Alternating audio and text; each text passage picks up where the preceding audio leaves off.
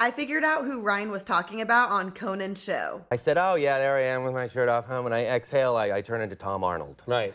Haha, whatever. I leave the show. Right. Fly all the way back to Los Angeles, walk into my apartment building, right through the lobby, and who's standing there but Tom Arnold? No.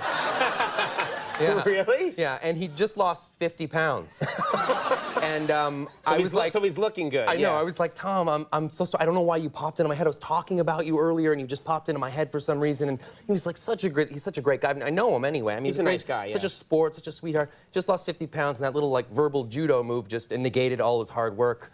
And then so I went up, and I'm feeling just, like, friggin' awful. Right. And I go up to my apartment, and I order up a really nice bottle of champagne and send it to him. And then the next day, I see him in the lobby again, and he says, you know, Ryan, you must be the only guy in the United States that doesn't know I'm a recovering alcoholic. This is Tom Arnold. Now I'm going to show you what Ryan said just this week on Conan's show. The reason I love you is that you don't punch down. Like, it's not your vibe, and it's a good... Oh, no, I would very much like to be the best joke. targets. Yes, me too. Like, I've done it.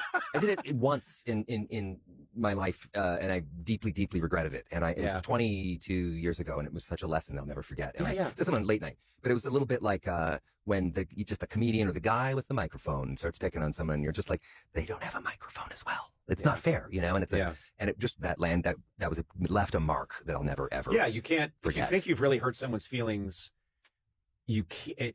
As crazy as it sounds, and you're in comedy, if you really think you've hurt someone's feelings, unless it's Mussolini or Stalin. Oh, fuck. How did you know? If you have trouble, like, you can't sleep. You know, you wake up and you're just, you know. Wide awake. It was, and the person, it gets worse. I wrote a long note to the person afterwards, and I said, I don't know why that came out of my mouth. And it was because I'd seen them, like, a couple days before. Yes, near the apartment I was renting in Santa Monica. This is so long ago. And I wrote a long letter to him, sent him a case of champagne. I don't know. I was young. No one drinks champagne, right? I don't know. Later, I read a story about his wife saying that he fell off the wagon back in June. And I had no idea. This was before, you don't just Google someone. So Blake and Ryan are mad that Justin asked his personal trainer how to brace himself for lifting Blake because he has back injuries.